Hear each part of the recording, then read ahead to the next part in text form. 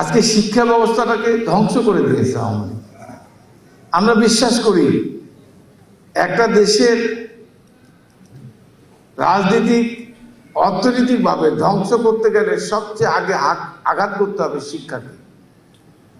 আপনারা বলেন, এখানে আমার সাথে সকল ছাত্র হয়ে সামনে বসা ছাত্র যে এসএসসি এইচএসসি সাদা কাগজ লিখে দিয়ে আসলে কিভাবে সাদা খাতা রেখে দিয়ে আসলে জিপি 5, সামান্য কিছু লিখলে গোল্ডেন 5, এটা কি শিক্ষা? এই শিক্ষা কি আমাদের দেশের ছাত্র সমাজ শিক্ষিত হয়ে দেশ পরিচালনা করবে? আপনারা জানেন আন্তর্জাতিক একটা চক্রান্ত, আন্তর্জাতিক এক ষড়যন্ত্র এই শিক্ষা ব্যবস্থাকে ধ্বংস করে দিয়েছে। আজকে আমরা 2001 থেকে 6 সাল পর্যন্ত নকল করে পাস করা যায় না। আগে নকল করে ছাত্ররা পাস করতো।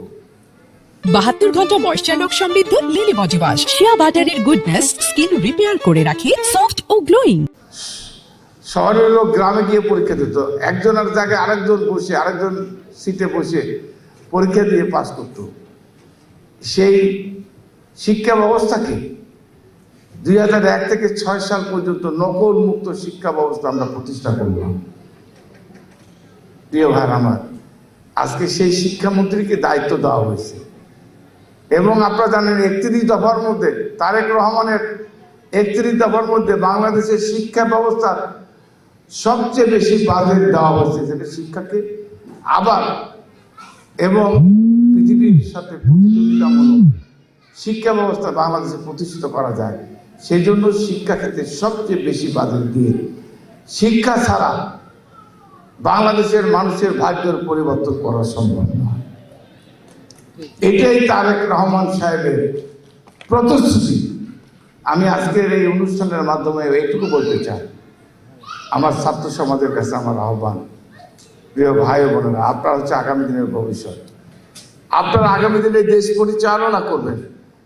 আগামী দিনে আপনারা এমপি হবেন, আপনারা মন্ত্রী হবেন, দেশের প্রধানমন্ত্রী হবেন, প্রেসিডেন্ট হবেন, দেশ পরিচালনা করবেন। আজকে জ্ঞান লেখাপড়া না জানলে কোনো দেশ রাষ্ট্র পরিচালনা করা যায় না। এই জন্য শিক্ষার বিকল্প নেই।